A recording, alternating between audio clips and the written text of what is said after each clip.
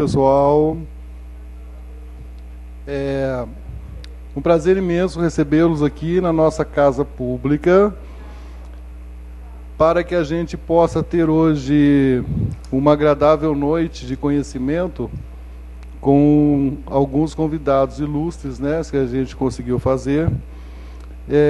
Nós, do Conselho de Participação e Desenvolvimento da Comunidade Negra de Caçapava, que foi recém-empossado pelo Ilustríssimo Prefeito e seus representantes, convidamos todos vocês, a comunidade toda, para participar hoje de uma palestra especial. É uma palestra do Secretário Especial de Políticas e Promoção da Igualdade Racial, que é o senhor Juvenal Araújo Júnior, o qual eu chamo para compor a mesa. Por favor, Juvenal.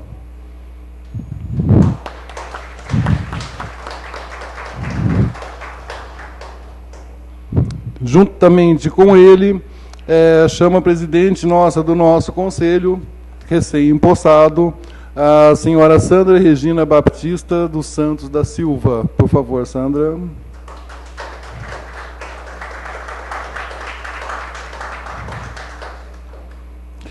E, juntamente com eles, chamo mais uma palestrante, que é a professora Elisa Lucas Rodrigues, coordenadora da Coordenação de Políticas para a População Negra e Indígena de São Paulo.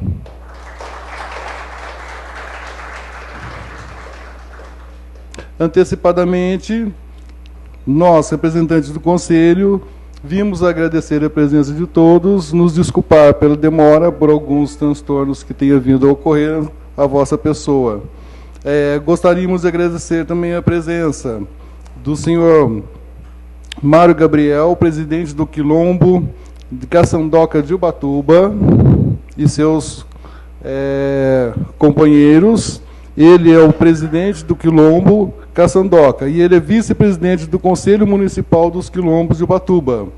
Ao senhor Anderson Ferreira Scarpelli, que é o chefe de seção de Vigilância Patrimonial, representante da Prefeitura Municipal de Caçapava. Está representando o senhor Mário Antunes, que é o secretário. Agradecer a presença da senhora Roseli Santos Bueno, secretária de Cidadania e Assistente Social, que também está representando o digníssimo senhor prefeito Fernando Diniz. Agradecer ao senhor Juscelino Luiz Ferreira, representante do nosso Conselho de Caçapava.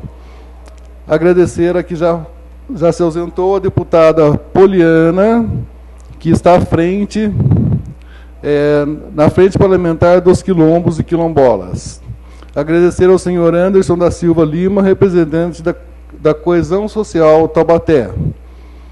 Agradecer à senhora vereadora Lorene Caetano, que está representando a Câmara Municipal de Taubaté. Agradecer ao senhor Jorge Jerônimo Teixeira, que está representando a Câmara Municipal de Caçapava, e agradecer à senhora Edna Gomes, que é assessora de Política de Igualdade Racial da cidade de São José dos Campos. Eu gostaria de convidar todos agora para que possamos ouvir o hino nacional. Obrigado.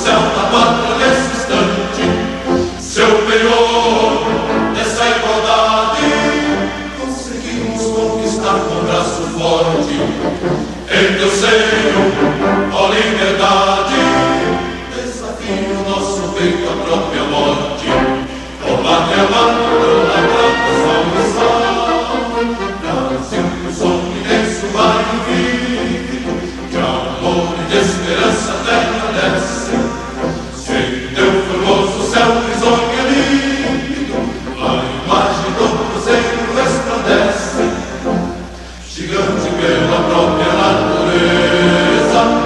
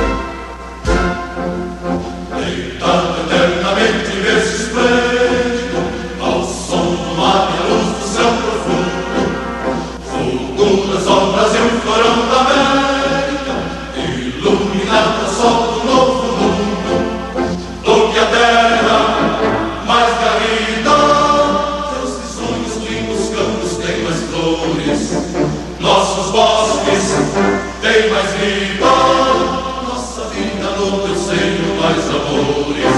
Ó pátria amada, toda tradição e salve, Brasil de amor eterno seja símbolo, rolar marotas, tentas estrelado, pedindo verde ouro desta flama, mas no futuro e glória no passado. A serve da justiça clama forte, verás que o filho teu não foge à luta, nem teme quem te adora a própria morte, terra adorada, entre outras mil és tu, Brasil, ó pátria amada, dos filhos deste sol resplandente, pátria amada, Brasil.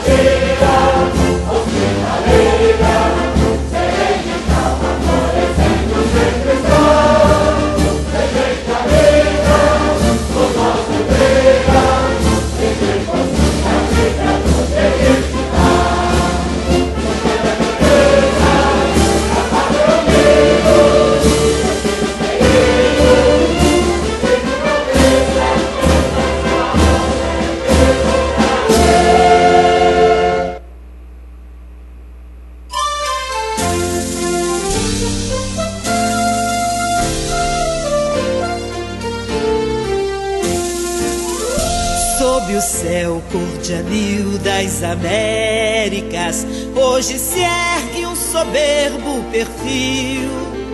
É uma imagem de luz que em verdade traduz a história do negro no Brasil.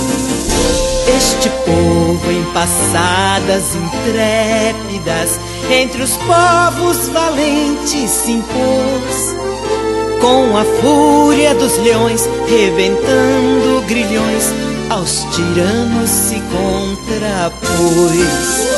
Ergue a tocha no alto da glória, quem herói nos combates se fez, pois que as páginas da história são galardões aos negros de altivez. Levantado no topo dos séculos, 1000 batalhas viris sustentou. Este povo imortal que não encontra rival na trilha que o amor lhe destinou. Belo e forte na tez cor de ébano, só lutando se sente feliz. Brasileiro de escola, luta de sol a sol para o bem de nosso país. Ergue a tocha no alto da glória, quem herói nos combates se fez. Pois que as páginas da história são galardões aos negros de altivez.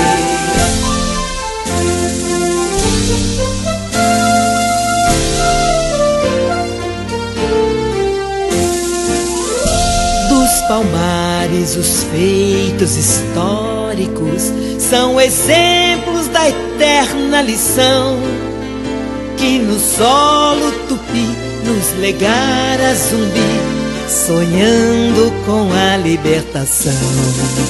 Sendo filho também da mãe África, Aruanda dos deuses da paz. No Brasil este axé que nos mantém de pé vem da força dos orixás. Ergue a tocha no alto da glória, quem herói nos combates se fez. Pois que as páginas da história são galardões aos negros de altivez. Que saibamos guardar estes símbolos de um passado de heróico labor. Todos numa só voz bradam nossos avós: viver é lutar com destemor. Para frente marchemos impávidos, que a vitória nos há de sorrir. Cidadãs, cidadãos, somos todos irmãos, conquistando o melhor por vir. Ergue a tocha no alto da glória, quem herói nos combates se fez. Pois que as páginas da história são galardões aos negros de altivez. Ergue a tocha no alto da glória, quem herói nos combates se fez. Pois que as páginas da história são galardões aos negros de altivez.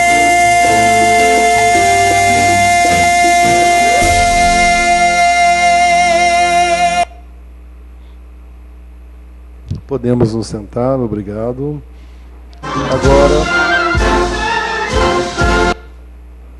Agora eu passo a palavra à nossa presidente do Conselho, a senhora Sandra, para fazer a abertura desse evento. Posteriormente, em seguida, ela passará a palavra para a nossa professora e para o nosso representante do CONIPER. Muito obrigado. Boa noite a todos. Muito obrigada pela presença. No mês de maio, nós temos uma lei municipal, onde, no último sábado do mês de maio, a gente comemora o Dia da Abolição. Este ano, nós vamos fazer um evento diferente. Nós estamos sempre a gente fez, desde 2014, um evento na praça. Esse ano, nós estamos fazendo na Câmara, com a palestra A importância da adesão ao Sinapir e as políticas públicas afirmativas de promoção da igualdade racial no Vale do Paraíba.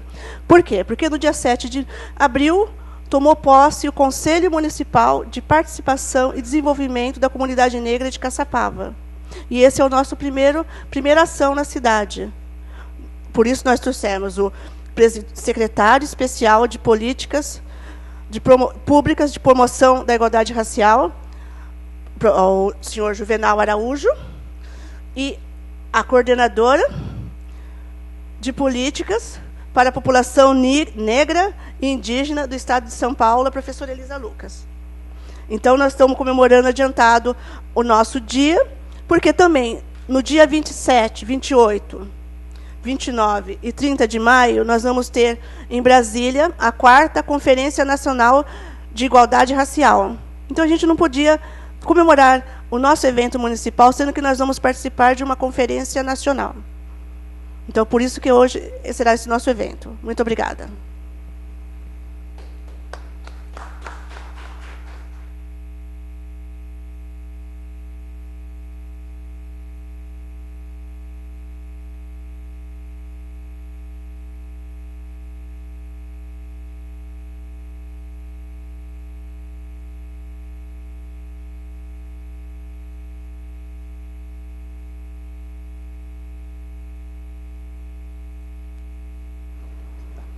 Boa noite a todos e todas. Eu preferi falar daqui porque eu vejo vocês melhor, né? A gente é pequenininha, não dá para de lá não dá para ver melhor. Bom, eu quero aqui cumprimentar a deputada Poliana Gama, que esteve aqui agora há pouco conversando conosco, a vereadora Lorene de Taubaté, obrigada pela presença. Cumprimentar a Edna Gomes, que é a coordenadora de políticas de igualdade racial de São José dos Campos, a Roseli dos Santos, que aqui representa o prefeito, né, que é a secretária de assistência social aqui de Caçapava. Parabenizar a Sandra Batista, presidente do Conselho de Participação e Desenvolvimento da Comunidade Negra de Caçapava. Parabéns, Sandra, por sua luta. É uma obstinada e por isso que as coisas acontecem. E fazer uma saudação especial ao nosso secretário nacional de Políticas de Igualdade Racial, que é o Dr. Juvenal Araújo Júnior, né? A quem eu vim só acompanhar hoje. Aí me falaram, não, você vai ter fala, me pegou um pouco desprevenida. Mas, enfim, cumprimentar também os religiosos aqui presentes, dos diferentes segmentos das religiões de matriz africana, e falar um pouquinho com vocês sobre essa data. Nós estamos celebrando esse ano 130 anos da abolição. Também celebramos 70 anos da Declaração Universal dos Direitos Humanos e os 30 anos da nossa Constituição. Então, só esse fato já é motivo para a gente pedir um momento, né, para fazer uma reflexão, principalmente sobre as questões da população negra em nosso país. Eu trouxe aqui o programa que a gente tem, que é o nosso guarda-chuva, que é o São Paulo contra o Racismo. Esse guarda-chuva abrange todas as ações da coordenação e tem como especial, não sei se foi distribuído, trouxe, né? Não distribuiu no final, a Lei 14.187/2010, que é uma lei que pune administrativamente os crimes de discriminação e de racismo que acontecem aqui no estado de São Paulo. Vocês vão receber o folder, vai ver que a lei é bem completa, né? Porque ela vai desde uma punição ou uma exoneração, ou, de repente, o fechamento de uma empresa que seja julgada e considerada racista. Enfim, vai também ao pagamento de multas desde 500 UFESP, que hoje seria R$13 mil, mais ou menos, né? Até 3 mil UFESP. E também trabalhamos com o sistema de mediação, né? Porque muito mais importante do que punir é que a gente possa fazer uma reunião, de repente, dentro da empresa, dentro da escola, no ambiente onde aconteceu, de repente, uma discriminação, e trazer esse caráter pedagógico, mostrar para as pessoas que discriminação é crime. Pode passar, Bruno. Pode passar os vídeos também, depois eu comento sobre eles. Mas para a gente falar um pouco, pode passar, da nossa história de população negra, a gente tem que fazer um breve histórico de como foi a nossa chegada a esse país. Nós não viemos, diferentemente de outras nacionalidades, aí os portugueses, os japoneses, os italianos, os espanhóis, nós não viemos aqui tentar uma vida melhor. Nós fomos arrancados do continente africano, trazido para cá na condição de escravo. E aí, segundo os historiadores, nós ficamos de 350 a 400 anos sob esse regime de escravo. Né? E aí, 13 de maio de 1888, a princesa Isabel, estou contando o que diz o livro, né? Os livros de história, numa lei que tem apenas 2 artigos. Primeiro, está extinta a escravidão no Brasil. Segundo, revogam-se todas as leis em contrário. E a gente fica imaginando, né, que felicidade se livrar das chibatadas, se livrar do trabalho forçado, se livrar das crueldades que aconteciam, né, com as mulheres, com as crianças, com os homens negros. Deve ter sido um dia de muita felicidade. Mas, ao mesmo tempo, se a gente fizer, né, um momento de reflexão, vai perceber como é que será que foi o dia 14 de maio de 1888. Sem moradia, sem indenização, sem trabalho, sem escola, sem nada. Né? E a gente para e faz a seguinte pergunta: 130 anos da abolição, o que mudou para nós negros no Brasil. Claro, eu sou uma pessoa otimista. Sempre penso nas ações afirmativas que acontecem, né? O que são essas ações afirmativas? São ações reparadoras. Quando se fala em cotas nas universidades federais, que foram as primeiras que aconteceram, né? A primeira ação afirmativa, né, efetiva para a população negra, muita gente ainda é contra, né? Porque há uma pouca divulgação do que realmente representam essas cotas. Não é tirar zero porque você é negro, você tem lá 20%, 30% de cotas. Significa que tem uma nota de corte, né? E, mais do que isso, quando a gente fala dessas cotas nas universidades, tem que pensar também na manutenção dos nossos estudantes lá dentro.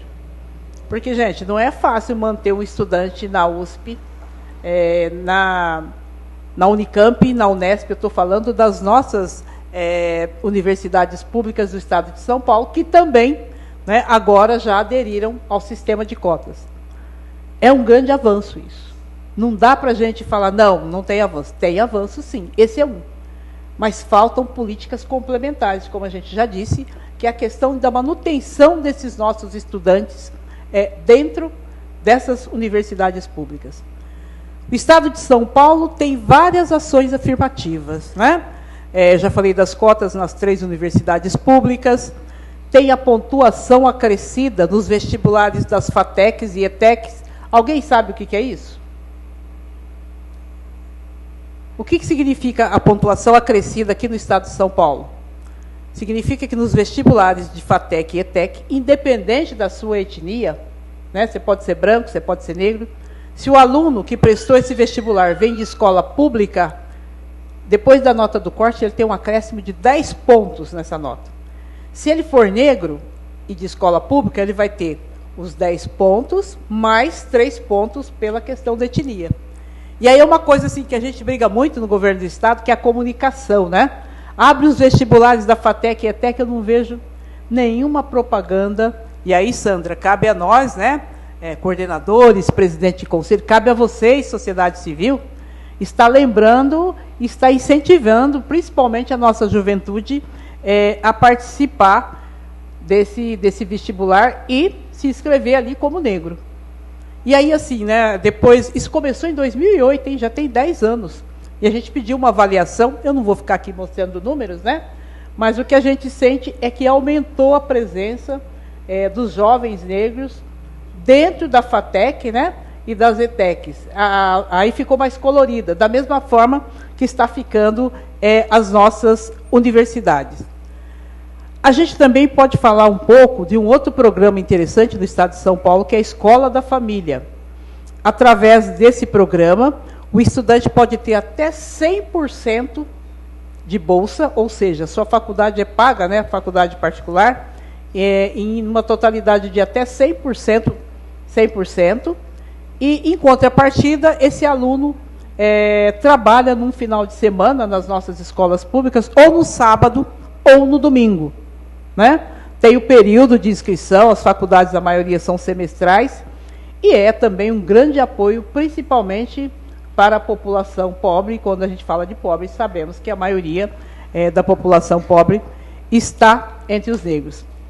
Nós temos também em muitos municípios, como, por exemplo, São Paulo, Jundiaí, Limeira, Bebedouro, Piracicaba, nós temos as cotas nos concursos públicos. E nós fizemos um trabalho a várias mãos, participou o Frei da Vida e do CAF, que vocês já devem ter ouvido falar, participou o professor Hélio Santos, a doutora Eunice Prudente, que foi a primeira mulher secretária da Justiça e mulher negra, né? Participou da formulação da pontuação diferenciada em concursos públicos. Esse ainda está lá no Palácio, né, para ser sancionado. E, ou seja, a política pública, a ação afirmativa, você parte de um ponto para poder elaborá-la. E no caso dessa pontuação diferenciada nos concursos públicos, nós fizemos um levantamento pela Secretaria de Planejamento da presença dos negros nas profissões, nas 20 profissões com maior remuneração. Então, médico, fiscal de renda, secretário, né, secretário de Estado, chefe de gabinete. E aí a nossa presença é quase que inexistente. Mas, ao mesmo tempo, quando você levanta as 20 profissões onde a remuneração é menor, lá está a presença da população negra. Se for para um concurso de merendeira, de faxineira, de soldado, né, os soldados que estão aí na rua, população negra, atendente de enfermagem, população negra não precisa de pontuação, de cotas, de nada, porque nessas profissões onde a remuneração é menor, nós estamos presentes, né? E aí a gente pode falar de vários outros aspectos, por exemplo, o Estado de São Paulo tem um programa de apoio aos quilombolas. Pelo CDHU, a construção de habitação. Claro que tem as regras, né?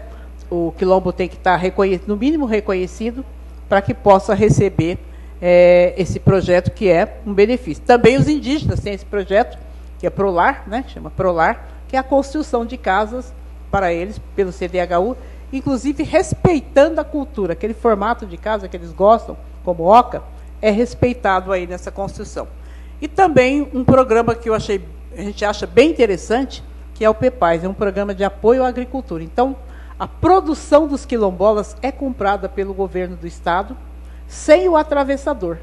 Isso melhora a renda, né? Melhora a condição de vida dessas pessoas. A gente pode falar ainda de várias outras coisas que nós questionamos, quando a gente fala 130 anos de abolição. O que mudou?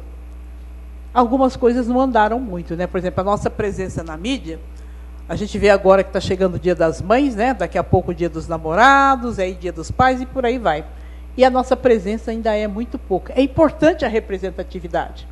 Presta atenção nos comerciais. Agora colocam, né? Até as lojas mais populares colocam, mas assim, é rapidinho, né? Se põe 10 mães brancas, ele vai pôr uma ou duas, mas assim, você nem vê direito, é de relance e você vê. Então, essa é uma batalha também para que a gente tenha visibilidade. Foi uma luta do Frei Davi, né, que é um ativista forte, polêmico, que se colocasse modelos negras e negros no São Paulo Fashion Week. Afinal de contas, tem dinheiro público ali, e aí, obrigatoriamente, tem que ter também a nossa presença. Nós poderíamos falar de inúmeras outras coisas, mas eu vou, já caminhando para o final, falar um pouquinho, pedir para você voltar, Bruno, lá mesmo que não tenha som, volta lá na primeira, dos casos que a gente atende.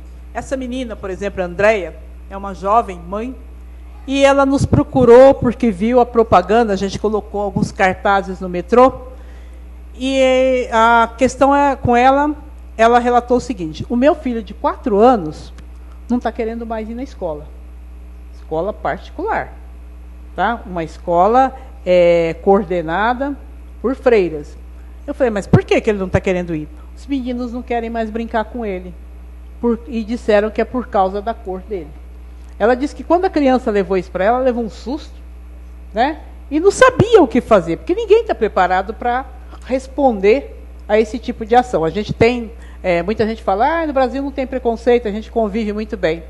Mas é só quem presta atenção percebe as nuances da discriminação e o mal que ela pode causar, inclusive, numa criança. Aí conversei com ela, coloquei à disposição, falei, eu vou lá na escola, vamos conversar com a coordenadora, vamos implementar uma coisa que é importante, né, Sandra? Que é a Lei 10.639/03, que é o ensino da história da África e do afro-brasileiro, lá na escola. Vamos propor tudo isso.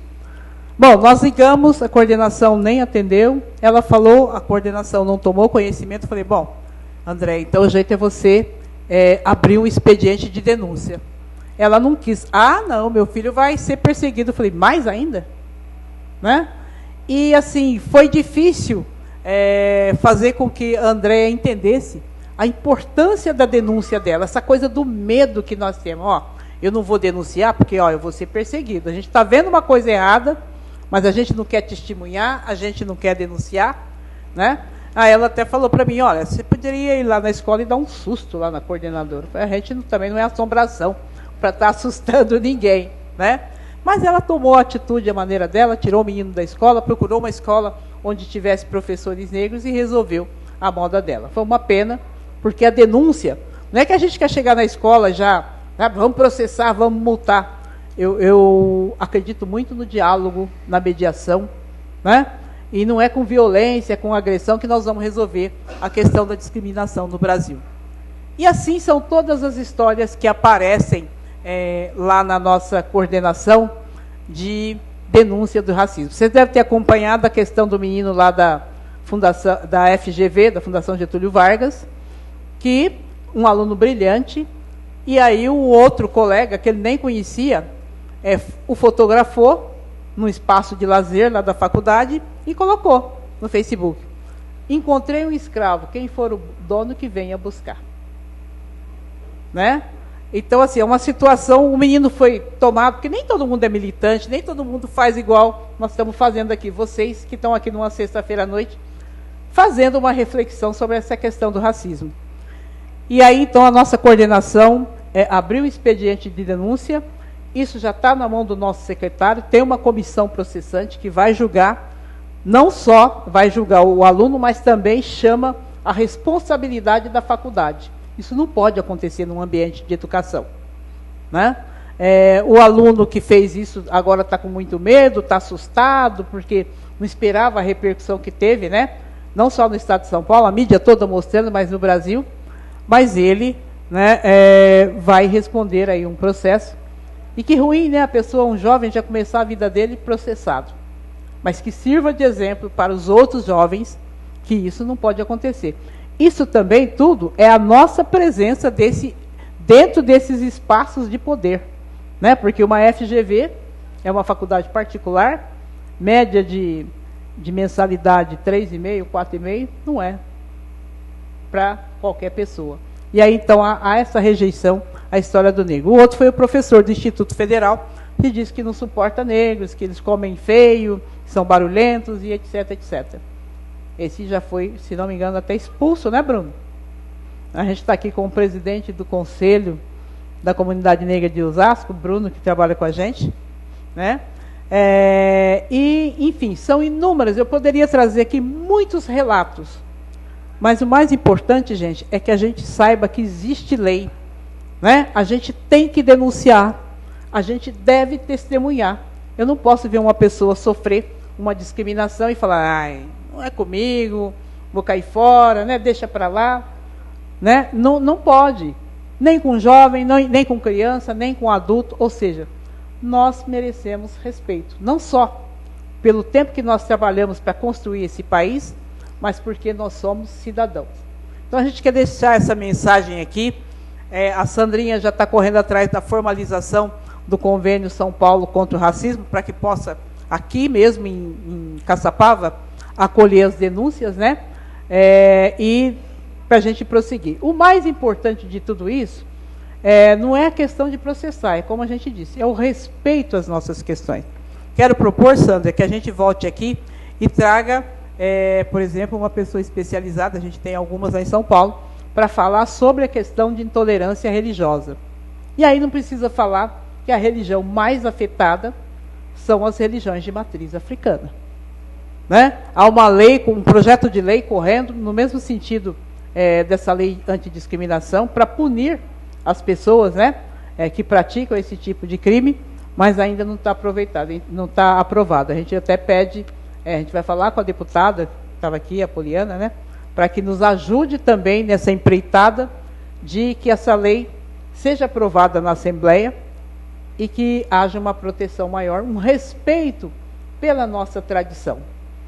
Eu poderia falar de inúmeras outras coisas, mas, na verdade, vocês hoje vieram aqui, e ele veio de Brasília para falar sobre o Sinapir, que é também uma ação afirmativa, uma ação reparadora das questões de discriminação étnico-racial. Muito obrigado, parabéns por estar aqui essa noite, muito obrigado à secretária aqui representando, leve o nosso abraço ao prefeito, que ele se recupere em breve, né? E eu espero voltar aqui algumas outras vezes para a gente continuar o nosso diálogo. Muito obrigado.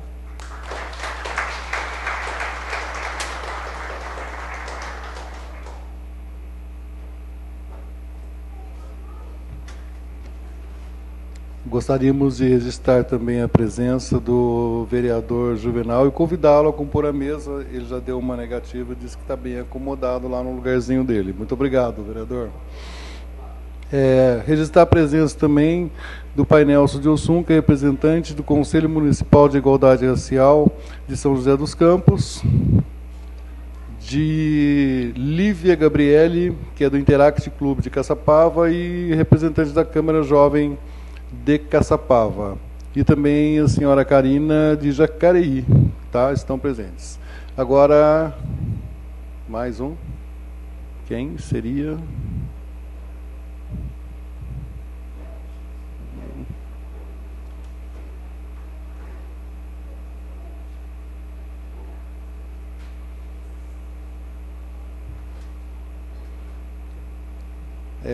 Representar a presença e agradecimentos ao Léo Sorvetes, também de Caçapava. Tá? Muito obrigado.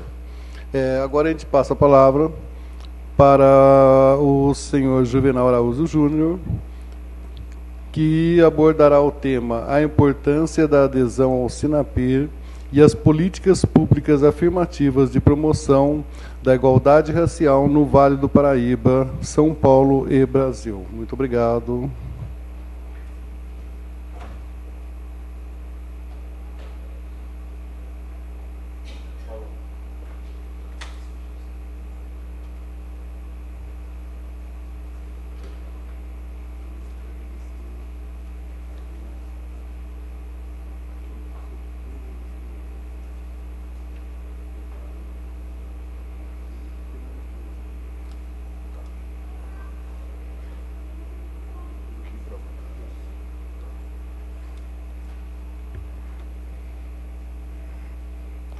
Boa noite a todas, a todos. Estou muito feliz de estar aqui em Caçapava. Já ensaiei várias vezes, tanto em Taubaté, Rio Claro e outras cidades aqui do estado. E eu estou muito feliz, né? Quero aqui cumprimentar, faço questão. Jorge, você não quis vir para a mesa? Por favor, eu faço questão. Falei com a Sandra que quem nos ajuda, nós temos também que empoderar, né? E eu quero te agradecer por nos ajudar a ceder o espaço da Câmara e é isso, meu amigo. Quem nos ajuda, nós temos também que empoderar, e esse é o nosso papel, né? Quero cumprimentar aqui ao Mário Gabriel, presidente do Quilombo de Caçandoca, Ubatuba, São Paulo. Quero cumprimentar aqui também Anderson Ferreira Scarpelli, chefe da seção de vigilância patrimonial, representando o secretário de Defesa e Mobilidade Urbana, seu Mário Antunes. Quero cumprimentar a nossa secretária de Cidadania e Assistência Social, Roseli, representando aqui o prefeito. Prazer conhecê-la, viu, secretária? Quero cumprimentar também o senhor Jusceleno Luiz Ferreira, representando também do conselheiro. A minha amiga, né, que não está aqui mais um momento, a deputada Poliana Gama, ao qual tive o prazer de além da amizade e de ver nela uma deputada que nos representa, que não só nós temos muitos deputados que só de boca falam que ajuda a comunidade negra, né? A Poliana não, ela destinou, né, emenda parlamentar para que nós pudéssemos fortalecer os nossos conselhos e os nossos órgãos de igualdade racial. São esses parlamentares que nós temos que realmente dar o valor, porque se comprometem para o fortalecimento da promoção da igualdade racial através das suas emendas parlamentares. Também quero cumprimentar Anderson da Silva Lima, representante da Coesão Social de Taubaté. Quero cumprimentar a vereadora Lorene, que conheci agora também de Taubaté, é um prazer. Lorene, continuamos contando lá em Taubaté, né? No último evento que eu estive lá na cidade, foi nos prometido que nós avançaríamos, né, criando os órgãos necessários para que o município aderisse ao SINAPIR. Eu estou aguardando, né? O prazo que nos deram infelizmente já se passou e não foi cumprida. Mas eu tenho certeza que Taubaté não ficará de fora da promoção da igualdade racial e do fortalecimento para que a política seja efetiva e permanente na cidade. Quero cumprimentar o vereador Jorge Jerônimo, está aqui, de Caçapava. Eu fico feliz quando eu vejo, além de gestores, né, e gestoras negras, negros, vereadores negros, que a nossa luta é para que isso, para que, além que a nossa população ocupe os cargos de gestão, mas que a gente tenha negros e negras também no legislativo, né? Infelizmente, nós somos a maioria da população brasileira, mas ainda no legislativo, como no judiciário, como no executivo, ainda somos poucos. Por isso que eu acho muito importante, Jorge, o seu trabalho. E é um trabalho pela pauta da promoção da igualdade racial. Independente do partido em que cada um esteja, o mais importante é a promoção da igualdade racial. Então, onde nós temos uma negra, um negro empoderado, seja no executivo, seja no legislativo, no judiciário, é ele realmente que nós temos que empoderar e lutar juntos. Porque nós sabemos onde nós temos o negro em cargos de poder no Brasil, é aí que nós temos que fortalecê-lo. Porque as dificuldades, elas só aumentam, né? Quero cumprimentar também a Edna Gomes, minha amiga aqui também, coordenadora de igualdade racial. Quero cumprimentar a Elisa Lucas, aqui, né, a nossa coordenadora estadual. Quero cumprimentar a Karina, aqui de Jacareí. Voltando na Elisa, é uma amiga que eu tenho e que aqui em São Paulo, né, a CEPI, a CEPI completou esse ano 15 anos de existência, e quando a CEPI completou 14 anos foi quando eu iniciei a nossa gestão. E São Paulo não tinha havido nenhuma ação do governo federal nesses 14 anos junto ao órgão do governo do Estado. Infelizmente, quem perde é a nossa população negra, não pela falta de atuação da Elisa, pelo contrário, ela sempre batia na porta para que o Estado de São Paulo pudesse ser atendido pelo governo federal. Mas, enfim, no ano passado, nós então fizemos adesão, né, começamos a atuação. Dessa atuação em conjunto, tanto da CEPI quanto o órgão estadual de São Paulo, fizemos junto ao ex-governador Geraldo Alckmin a adesão do Estado de São Paulo ao Sistema Nacional de Promoção da Igualdade Racial, o SINAPI, criação de um fundo específico para a área da área racial, e foram vários avanços no Estado de São Paulo junto à CEPI como governo federal. E eu fico muito feliz de vir sempre a São Paulo, a convite da Elisa, para que a gente possa promover a igualdade racial através da pactuação desses municípios ao Sistema Nacional de Promoção da Igualdade Racial e cobrando dos gestores, né, que é o mais importante, o compromisso com a igualdade racial. E a minha amiga Sandra, aqui, que nos fez esse convite, né, falo que estou devendo já há um tempo essa visita, Sandra, mas eu acho que é o momento certo, né, é o momento de que, para que nós possamos, como bem disseram, este ano nós estamos completando 130 anos da abolição da escravatura. Eu falo completando porque não comemorando, né? Porque há 130 anos nós vivemos o dia 14 de maio ainda, né? No dia 13 vocês estão livres, mas como?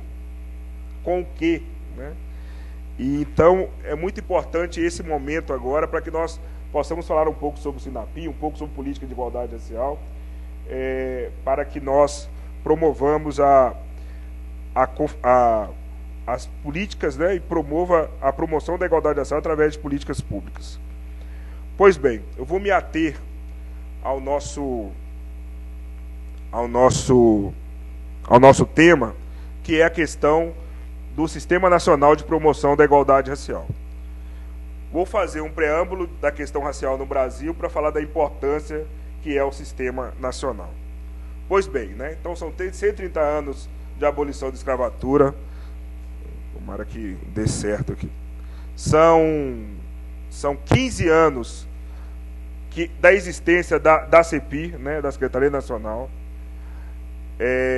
E para nós é muito importante aferir os avanços da promoção da igualdade racial no Brasil e, além de aferir, quais as nossas sugestões para que realmente a igualdade racial ela seja efetivada no nosso país.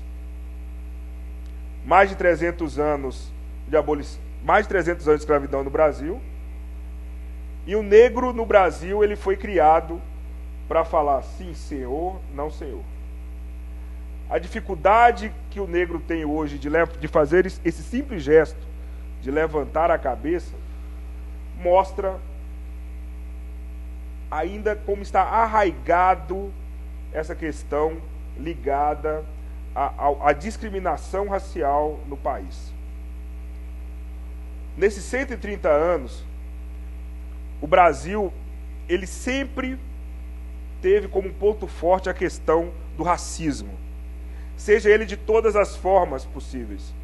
Eu costumo dizer que o racismo no Brasil ele tem os seus tentáculos, seja ele institucional, seja ele estrutural, seja ele religioso, seja ele ambiental.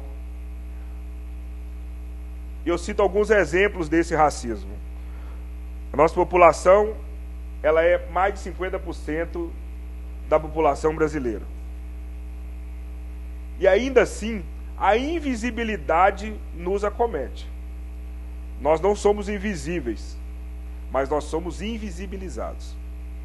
E essa invisibilização, ela se mostra claramente, como eu disse agora ao vereador Jorge, nos três poderes da República, assim dizendo: judiciário, executivo e legislativo. Do judiciário, nós tivemos uma época áurea no país, em que nós tínhamos no STF Joaquim Barbosa e no Superior Tribunal do Trabalho, Reis de Paula. Foi a única época que nós tivemos dois negros na pirâmide do judiciário do Brasil. Hoje nós não temos nenhum no topo dessa pirâmide. E pior ainda, uma dificuldade do judiciário entender a questão racial. Um exemplo é que nós temos hoje no STF a discussão sobre o sacrifício de animais em rituais religiosos. Um erro grave de colocar as religiões de matriz africana, porque as religiões de matriz africana não sacrificam animais, pelo contrário, sacralizam os animais. Os animais são utilizados depois das celebrações para alimentar as comunidades que essas casas acolhem, que essas casas atuam. É uma sacralização. Só que o STF ainda não entendeu e não entende as religiões de matriz africana. Outras tantas discussões que chegaram no STF, nos tribunais de justiça, sobre a questão racial no Brasil, e que ainda não há esse entendimento. Essa falta de entendimento é refletida no pouco número de magistrados negros no Brasil. Legislativo, né, é bem mais claro isso, de nós termos tão poucos vereadores negros, pouquíssimos deputados negros, senadores, então, bem pouquíssimos no Brasil. E no Executivo? No Executivo, nós temos, e muitos, negras e negros competentíssimos, como temos aqui na plateia, de gestores e gestoras de promoção da igualdade racial. Então nós temos negras e negros competentes, capacitados, mas geralmente quando nós temos negras e negros capacitados e qualificados, colocamos essa negra e esse negro num órgão de igualdade racial.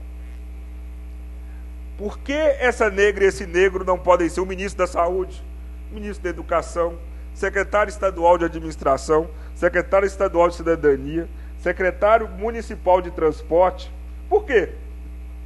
Porque essa dificuldade no Brasil do negro ocupar um espaço sem ser a de igualdade racial. Só dei esse exemplo para mostrar o quanto o racismo é latente no Brasil. Só que alguns ainda teimam em não enxergá-lo. Infelizmente ainda o racismo no Brasil, quando nós falamos de negro, eu costumo dizer que se querem acabar com alguma festa é para me chamar para falar de negro. Porque eu vou ter que falar a verdade. E se eu vou falar a verdade, não tem festa. Porque realmente eu vou falar da realidade em que vive o negro no Brasil. E essa realidade, ela nos machuca. O racismo no Brasil, ele machuca. Quando falamos de racismo, aí é mimimi, ou então você está enganado, não é assim. Então eu vou principalmente desde a criação das nossas crianças negras no Brasil. Eu costumo dizer que, mesmo nós negros que temos condições, trabalhamos e vivemos o nosso labor, mas a maioria ainda assim, com mais condições, são os não negros. Então a minha filha ou a filha do não negro quer ser o engenheiro, né? Quer ser o médico, quer ser o cirurgião dentista. Só que a realidade das crianças negras, que são na maioria, principalmente da periferia, é outra. Então a menina da periferia negra e o menino negro da periferia, eles querem ser quem da cor da pele deles são sucesso na televisão, na mídia, ou que fazem sucesso na sua comunidade. A menina, quem ela vê negra e que faz sucesso na TV ou na comunidade onde ela mora, e ela quer ser essa pessoa. Então a menina negra da periferia quer ser ou rainha da bateria daquela comunidade ou aquela cantora de funk. Para ela é sucesso. E o menino negro que faz sucesso no Brasil, jogador de futebol. Vejam a diferença da limitação, e a diferença por causa da limitação de nós não termos negros no poder ou como referência no nosso país. Os sonhos são limitados. O racismo faz isso no Brasil. O negro, ele não consegue atingir cargos de poder. Como não consegue atingir cargos de poder, a referência das nossas crianças, elas são limitadas. Um outro exemplo, a Lei 10.639, que obriga as escolas a lecionarem sobre a história afro-brasileira e a história da África, como Elisa aqui disse. Essa lei ela não é cumprida, na sua maioria, por causa da intolerância religiosa. Alguns professores, por professarem uma outra fé, se negam a cumprir a lei, alegando a demonização das religiões de matriz africana. O não cumprimento dessa lei de contar a verdadeira história da África faz com que a realidade das nossas crianças elas sejam diferentes. Toda criança, menina, quer ser princesa. O sonho de uma menina é ser princesa. Só que a criança negra do Brasil, as princesas e rainhas são louras dos olhos azuis. Essa menina não se vê refletida como bela no Brasil. Porque as princesas, elas não são da cor da pele dela. Tudo isso, na sua maioria, por causa dessa lei que não é cumprida.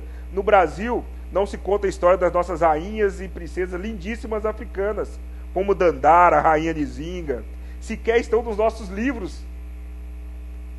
Sem essa referência, sem a real história, porque a história do Brasil é uma história europeia, as nossas crianças, volto das meninas, hoje nós temos até algumas, principalmente feitas de pano, ou então caríssimas, né, como Barbies negras. Mas a maioria são feitas de pano. Quantas bonecas negras você vê no Brasil? A referência das nossas crianças negras brincar com uma boneca bonita, ela não é da cor da pele dela. A maioria das bonecas não são da cor da pele dela. O imaginário das nossas crianças negras, ele é limitado porque ela não é uma referência de belo no Brasil. Infelizmente, essa é a nossa realidade hoje no Brasil. E é importante para que nós, antes de falarmos de políticas públicas, precisamos entender essa realidade. A realidade em que eu falo é a questão do racismo latente, para que nós possamos nos alertar de que é preciso mudar essa realidade. E não há uma outra forma de enfrentar o racismo no Brasil sem ser através de políticas públicas. Qualquer outra ação que falarem que nós enfrentaremos o racismo no Brasil sem ser por políticas públicas com certeza não é algo sério ou é algo localizado e que não é permanente ou que não é de uma forma efetiva.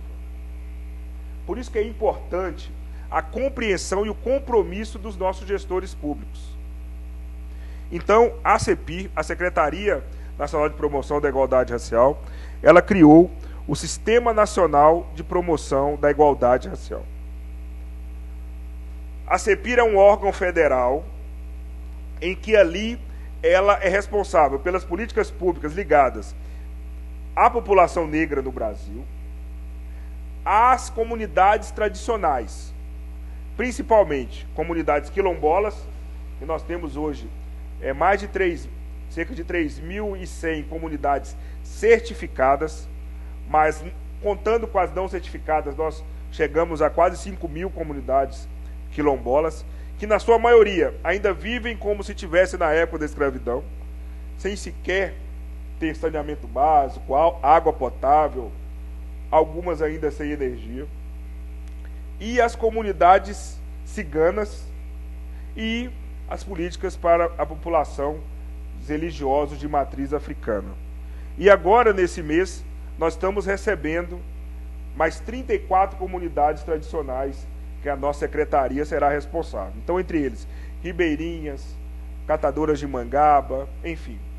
A nossa secretaria passa a coordenar também 34 comunidades tradicionais. E é uma política que é uma política de transversalidade. O que quer dizer uma política de transversalidade? Quer dizer que nós, enquanto CEPIR, temos a obrigação de monitorar a política de promoção da igualdade racial. Então nós temos, no governo federal, 17 ministérios e 4 secretarias que trabalham com programas de promoção da igualdade racial. Cabe à CEPIR monitorar todas as políticas. Então, por exemplo, na saúde, nós temos a saúde, um plano nacional de saúde integral da população negra.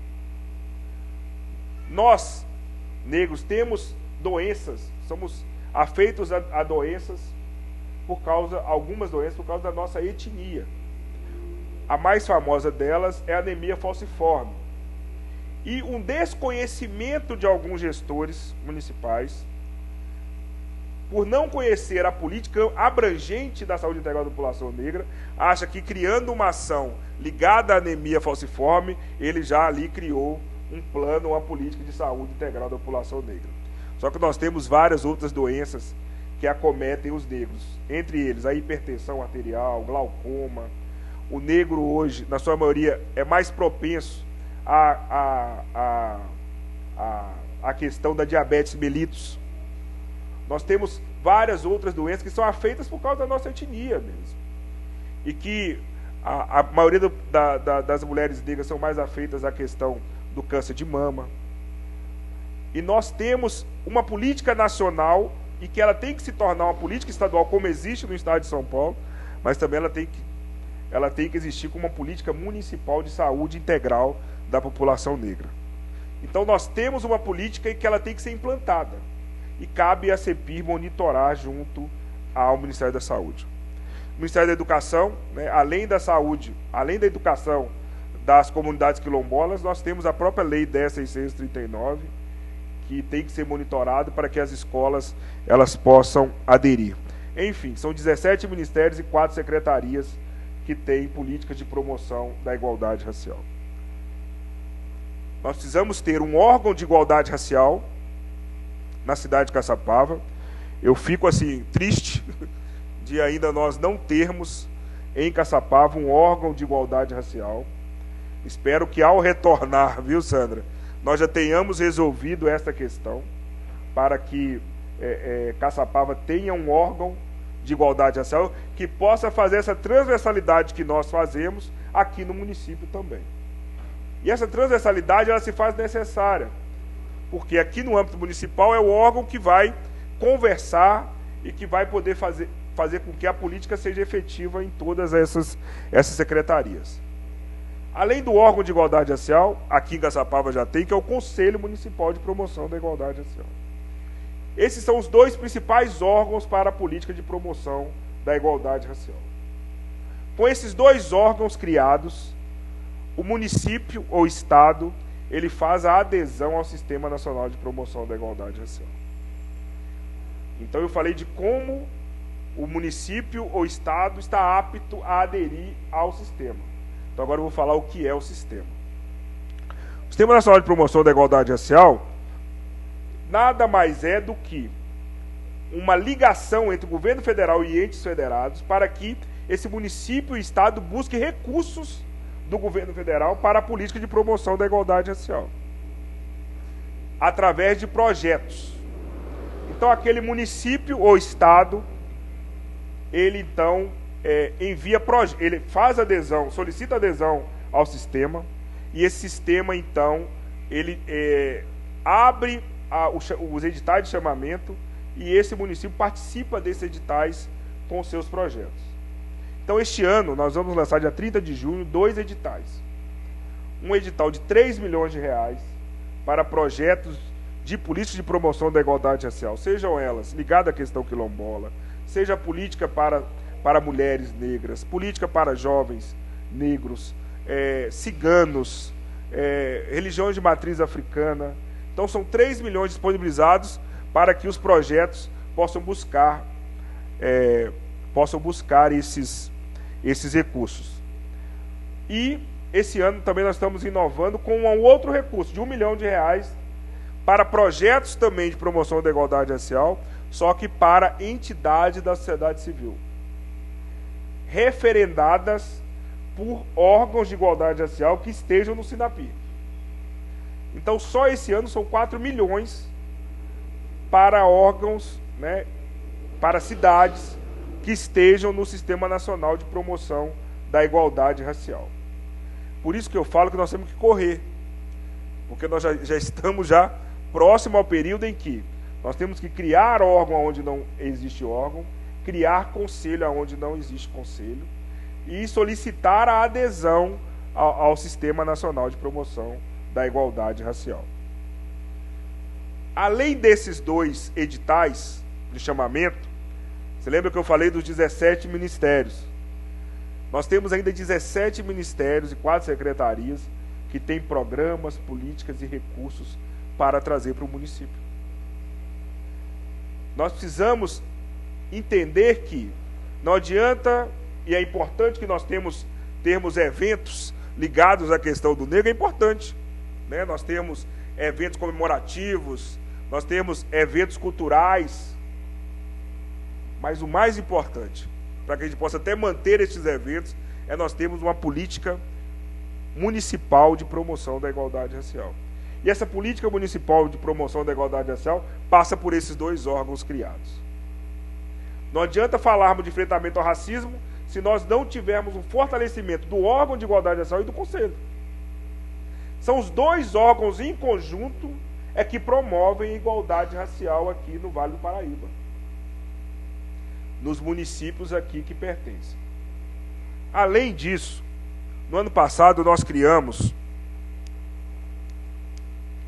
a equipagem para a promoção da igualdade racial. Nunca a Secretaria Nacional havia trabalhado de uma forma em que as emendas parlamentares pudessem promover a igualdade racial. As emendas até então enviadas para o Ministério dos Direitos Humanos eram coisas mais locais, ligadas a alguma entidade, alguma associação de igualdade racial.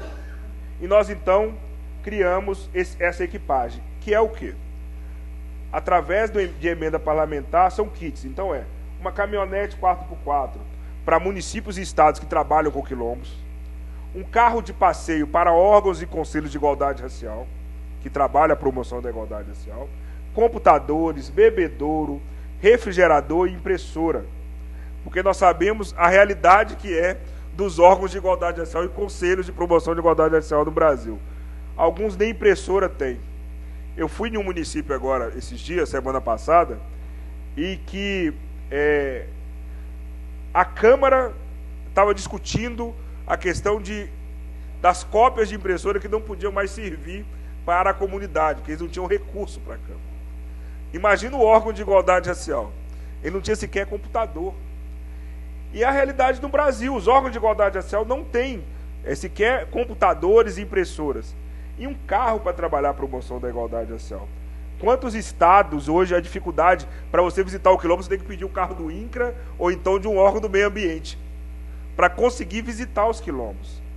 Então, essa inovação fez com que a CEPIR, ano passado, ela atingiu o recorde de emendas parlamentares de promoção da igualdade racial. Por isso que eu citei o caso da Poliana, que a Poliana foi a deputada da região que destinou essa emenda parlamentar. Porque não adianta nós falarmos de promoção da igualdade racial se aquele deputado que você votou, aquele senador que você votou, ele não investe na questão racial no seu município. Então, este ano, nós percorreremos novamente todos os gabinetes dos deputados e senadores para que as emendas deste ano, porque elas são destinadas do ano anterior para o ano seguinte.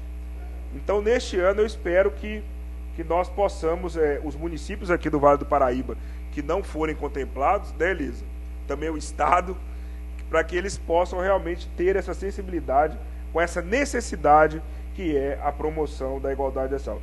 Porque só os gestores e as gestoras de promoção da igualdade racial sabem a dificuldade que é para que ela possa atender a uma população que é de sua maioria negra e que precisa realmente de um atendimento. As políticas públicas efetivadas através desses dois órgãos, a gente realmente promove a igualdade racial.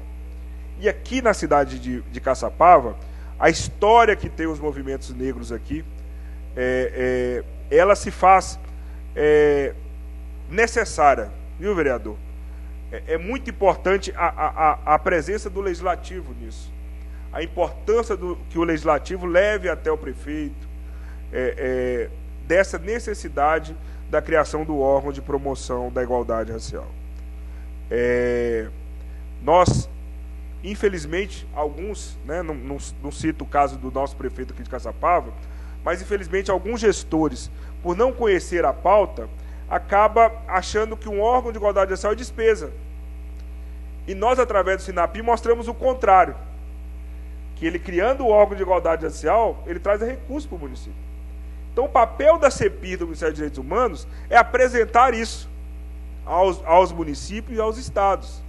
Que nós estamos aqui disponíveis para que o município e o estado conheça a política, conheça a forma de trazer recursos para o seu município e promova a igualdade racial. Nós fizemos um encontro em São Paulo junto a Elisa, ao qual nós trouxemos esses ministérios para apresentar os seus programas, né?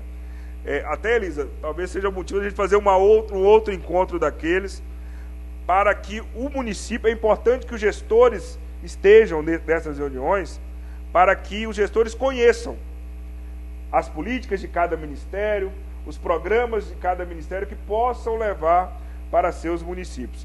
A dificuldade financeira, ela é geral, tanto do governo federal, do estadual e nos municípios, não muda essa situação. Mas nós estamos mostrando alguns instrumentos de captação para que o município possa realmente promover a igualdade racial. E eu costumo dizer que a promoção da igualdade racial não é só um órgão para tratar da questão das pessoas de cor da pele escura. A nossa discussão é muito mais ampla. É na questão da saúde, a questão da educação, segurança pública, saneamento básico. Essa é a discussão. As políticas públicas, sim, elas fazem com que as pessoas elas tenham dignidade e que realmente trabalhem a equidade e a igualdade.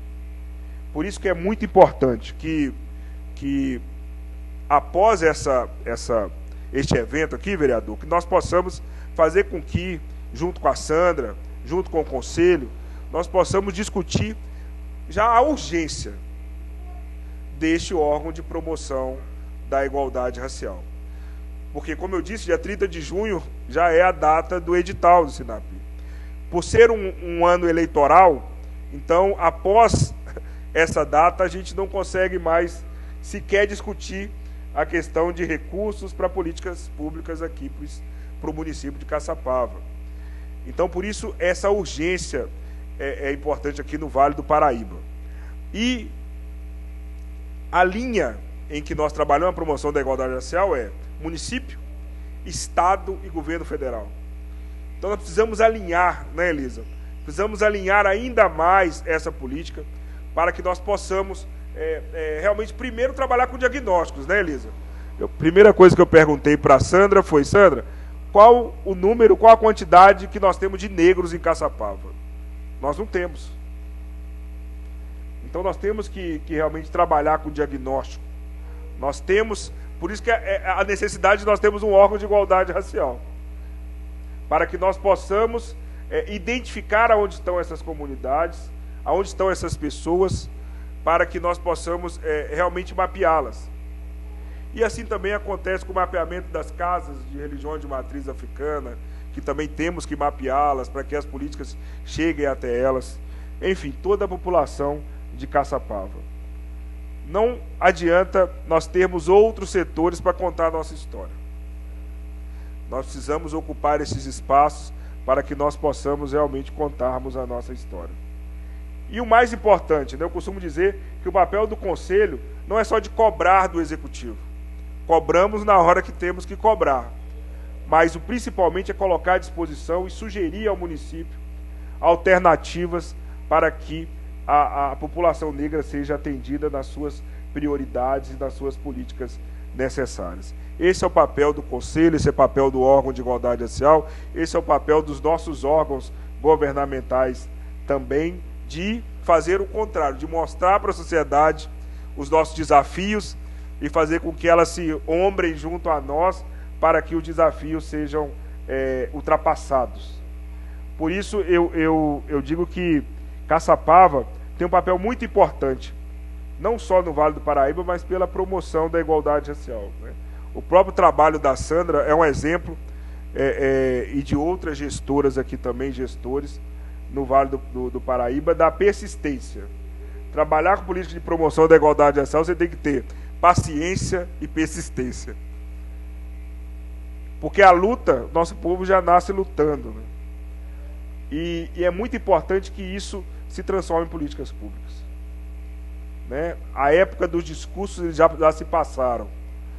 Nós precisamos realmente, são de políticas públicas efetivas e políticas públicas permanentes, para que nós possamos trabalhar a vulnerabilidade juvenil, não só quando ele atinge 15 anos, 16 anos, mas quando ele atinge seus 10, 9 anos.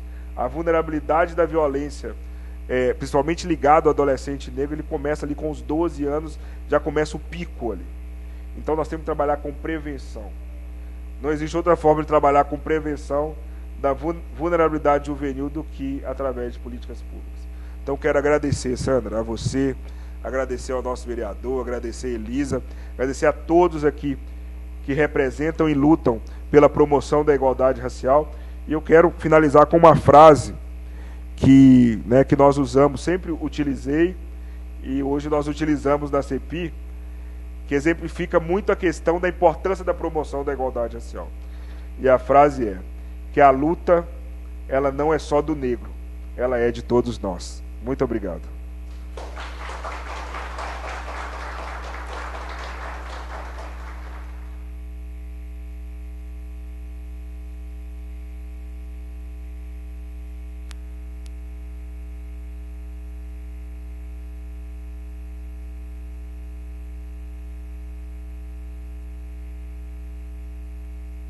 Tivemos então a palestra com o senhor Juvenal Araújo Júnior, ao qual agradecemos com todo carinho pela disponibilidade de ter vindo até a nossa cidade para estar apresentando para a gente a importância da igualdade racial e a busca do desenvolvimento dessa igualdade perante a sociedade como um todo. E como vice-presidente do Conselho, gostaria de dar uma sugestão a vocês, que se pensassem em fazer esse mesmo encontro, esse mesmo projeto que foi feito em São Paulo, na região do Vale Paraibano, porque a região do Vale Paraíba pega praticamente da divisa de São Paulo, Guarulhos, até a divisa do Rio de Janeiro.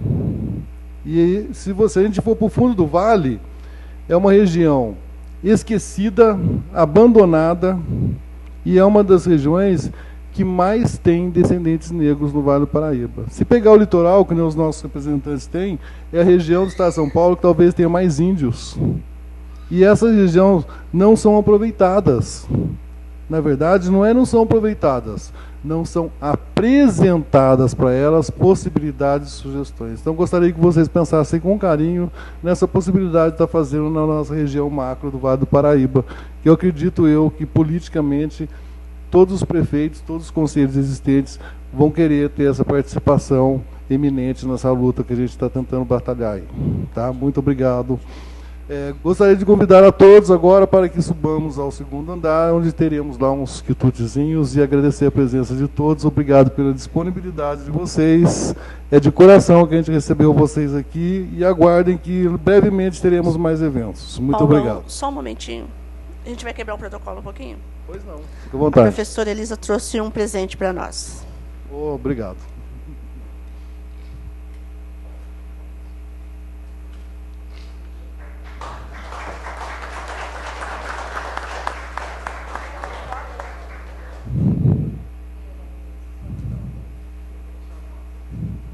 Juntem todos para tirar uma foto.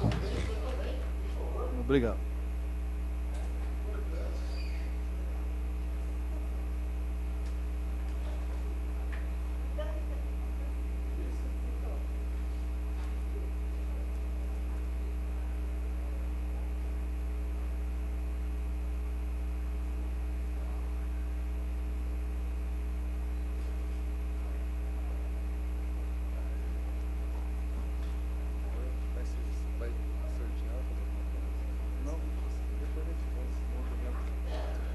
Bom, pessoal, para terminar, eu queria agradecer ao secretário, porque ele teve tanto entretenimento para poder vir aqui, tanta coisa, e conseguiu chegar à nossa cidade, a nossa querida Caçapava, e trazer a professora Elisa Lucas também, que também ela já tinha prometido uma visita e mais visitas. E aí aproveitou vindo com o secretário Juvenal. E também eu quero agradecer ao vereador Jorge. Por quê? Porque nesta luta que nós estamos, desde a criação do Conselho, o vereador Jorge é o que mais se destacou em nos ajudar. Sempre que o Juvenal vem para o Vale do Paraíba, ele já esteve em Taubaté, o Jorge estava lá. Ele esteve em São José, e a gente está sempre avisando o Jorge, o Juvenal está em São José. Lá está o Jorge. Hoje, em Caçapava, nós pedimos para o Jorge pedir esse plenário. O Jorge atendeu o nosso pedido. Então, e eu também quero agradecer à secretária Roseli. Por quê? Nós estamos começando, como eu falei, desde o dia 7 de abril, e a secretária está sempre nos acompanhando, sempre apoiando o nosso conselho aqui em Caçapava. Ela está sempre representando o prefeito e levando as nossas informações e a nossa demanda para o prefeito. Então, muito obrigada, secretária Roseli. Bom, gente, vamos encerrar então. Obrigada à presença de todos. A quem veio de outras cidades, eu agradeço enormemente. Aos conselheiros que estão presentes, sendo da sociedade civil e do poder público, a todos os amigos. Enfim, agradeço a presença de todos. Obrigada.